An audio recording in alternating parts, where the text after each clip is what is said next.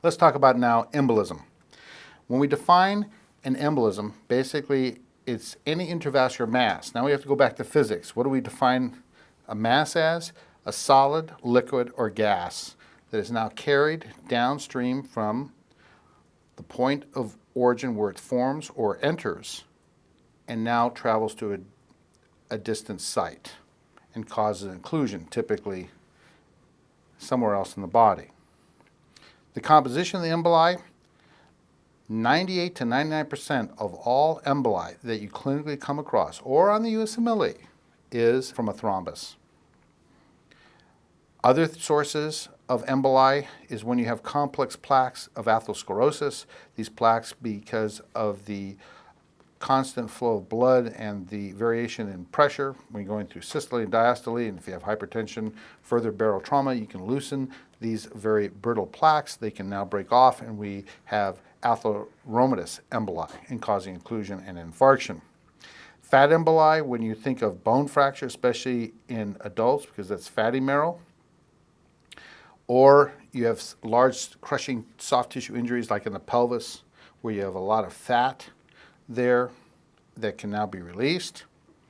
Bone marrow emboli, obviously fractures, especially in children. Remember, the bone marrow is going to have hematopoietic cells in them, but as you're an adult, the extremities are going to be fatty marrow, not with hematopoietic cells. So when you have rib fractures due to CPR in older people, we often see at autopsy bone marrow emboli in the lungs. Gas emboli, where you can get gas introduced in things like nitrogen and oxygen, can occur. There's a condition called, for those that are divers, will know about this. We call it decompression sickness of the bends. That's an acute form. A chronic form of air embolism is called Caisson's disease, which we'll describe in a moment. The bends, remember, if we go back to the composition of the atmosphere on Earth, it's composed about 19% oxygen, and the majority is nitrogen gas. So if you're a diver, you're going to go from an atmospheric pressure of 1 on the surface, and as you go deeper, the atmospheric pressure will increase, driving the gas phase of nitrogen into the liquid phase. And every diver will tell you they do not come up too quickly to the surface, because that nitrogen gas can now go from the liquid phase to the gas phase and now can form these bubbles. And these bubbles can act as a substrate for fibrin being deposited and then producing occlusion and causing decreased air, or in this case oxygen, to the muscle, and you're trying to use the muscle and it starts cramping because you start releasing calcium and you get the bends, and it can be very painful. And that's why divers are always taught what? To basically stay below the surface, about 15 feet below the surface for about 10 to 15 minutes for this equilibration going from the liquid phase of nitrogen to the gaseous phase. Caisson disease, Caisson was a underwater chamber that was used to build bridges like the Brooklyn Bridge in New York. And so these workers would go up and down in these chambers. And because of that, they would get chronic air emboli, leading to avascular necrosis of the femoral head or bone infarcts because of these air emboli. And again, nitrogen gas can come out in the vessels. Now, can you get regular air in somebody, and you and I get an air emboli? Well, I've done a number of autopsies where people have decided, because they want to go to the bathroom in a hospital where there's a central line in, which is going in your superior vena cava, they decide to pull it out without any supervision or standing up. Because of the negative pressure in the chest and plus their breathing, the atmosphere can be taken into the superior vena cava, go into the right chamber of the right side of the heart, where it gets basically churned around like a blender into small little bubbles. Now it goes into your lung, cause occlusion, and you die 2 to 3 hours later. And so when you take out a central line, you always have the patient lying down, and you produce pressure as you pull it out to avoid bleeding and promote hemostasis, and also not allowing air to get into the intravascular space. Composition of emboli. Other sources, obviously at labor and delivery, you worry about amniotic fluid. It's a rare condition that can get into the intravascular space. It's a complication of labor.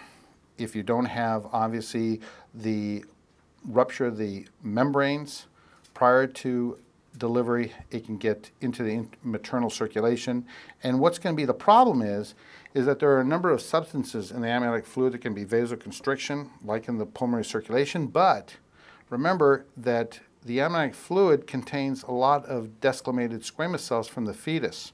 Since remember, the fetus is swimming in its own pee, very special pee, by the way, from the kidneys, that it's taking a bath, and all these desquamated squames are floating, and so if they get into the maternal circulation, they can get into the mother's small vessels and lead to a unfortunate event of peripartum death.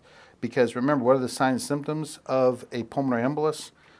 In this case, due to the desquamated squamous cells going to maternal lung, you have to think about acute onset of shortness of breath. Obviously, arterial blood gas would show decreased oxygenation. And then what is the heart going to do reflexively is tachycardia. And then you may even have acute chest pain because you have diminished blood flow during diastole to the coronary circulation, producing angina pectoris. The amniotic fluid can also damage the endothelial cells and lead to DIC. And remember, what is the way in which malignant tumors spread? Is through lymphatics as well as hematogenous, and they can also lead to obviously tumor emboli and travel to organs like the bone or to the brain. Talic emboli, this is drug dealers like to increase their profit margin by taking heroin, for example, and taking a similar compound that looks very similar to heroin is baby powder, and the talc, which is a foreign material, can now, when you inject it, can get into your lungs and produce pulmonary emboli and cause interstitial lung disease. Well, when we get to the cardiovascular system, you think of infective endocarditis, where you have vegetations on the surface of your valves, the chordae tendineae or endocardium, and these vegetation can break off and now travel with bacteria, and you develop septic emboli throughout the body. In other words, you become one big abscess. Now, an important embolism is pulmonary emboli, or PE. Why is this important to know, not only for this exam, but clinically, is that it's often a silent condition. And why is it silent? Because you can't feel the formation of thrombus and or feel it break off and travel into your lungs and causing occlusion. And it's the most common misdiagnosed in hospital patients. Why hospitalized patients? Well, it could be convalescent patients, because what are they doing? They're bedridden. So it's going to satisfy one of varicose triad of stasis of blood. And it can be found in hospital autopsies as well. You can find the presence of a pulmonary embolus that may have been missed clinically or was not consequential in terms of the patient's signs and symptoms during the patient's hospitalization. In terms of pathology, most pulmonary emboli arise from the deep leg veins, and we have deep leg vein thrombosis. You can also see it in other places. I've done one autopsy of a patient where the venous plexus on the prostate was the source of a thrombus that broke off and become embolic. And then the uterine veins around the uterus could also be a source, and it's fairly rare. But it's the most common source is the deep leg veins, or DVT. Obviously, if you have some patient who has a atrial fibrillation with the right atrium, you have wall motion that's hypokinetic, and it can increase the likelihood of stasis of blood and thrombus formation.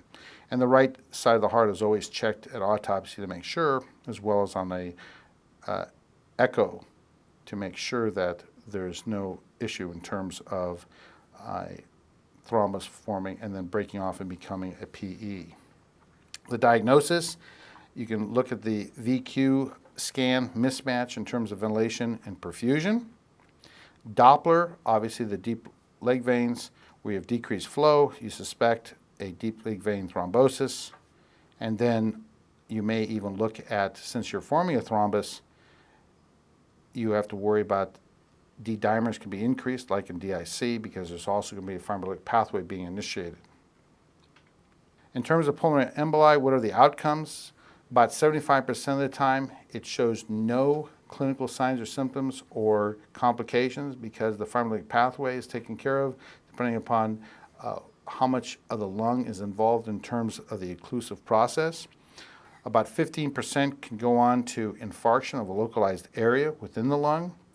Obviously, if it's a massive pulmonary embolus where you include both pulmonary arteries left and right, or the pulmonary trunk, that would lead to decreased blood flow to the left side, as well as oxygenation, and obviously your blood pressure would drop precipitously, leading to an acute death.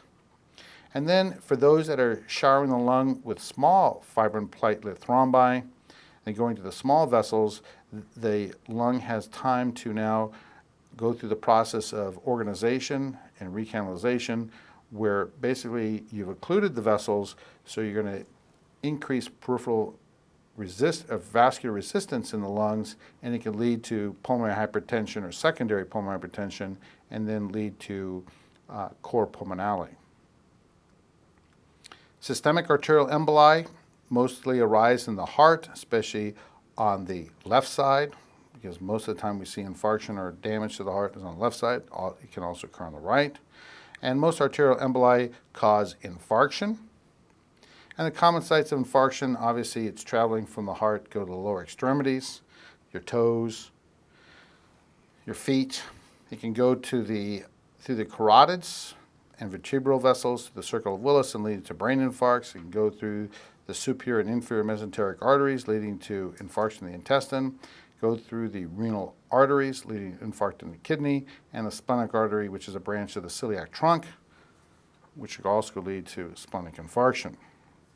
Now you may come across a very unique type of embolus called a paradoxical embolus, and when we think of a PE, it starts in the venous side, it travels to the right side of the heart, goes to the lung, but you can also get emboli getting to the opposite side of the heart, the left side, and we call this a paradoxical. In order for this to be accomplished, typically what one sees is a septal defect in the heart that allows the traveling thrombus, in this case embolus, to gain access to the left side through a septal defect.